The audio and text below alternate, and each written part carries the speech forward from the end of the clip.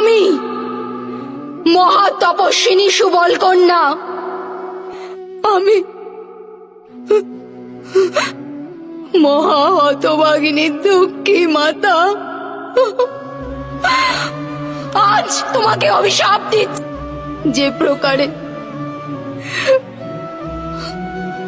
আমার বংশের বিনাশ হয়েছে,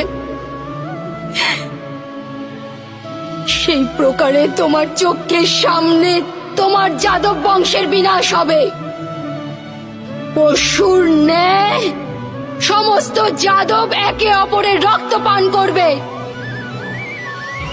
আর বাছুরের ন্যায় সমস্ত যাদব বালক ক্রন্দন করবে।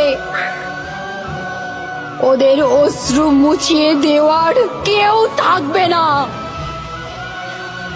তোমার নগরীয় সমুদ্রে নিমজ্জিত হবে, আর তুমি কোন জঙ্গলে একলা অশক্ত এক বৃদ্ধ পশুর ন্যায় এক শিকারীর হস্তে তীরবিদ্ধ হবে। এক পুত্রহীন মাতার হৃদয় থেকে নির্গত অভিশাপ কখনো বিফল হয় না।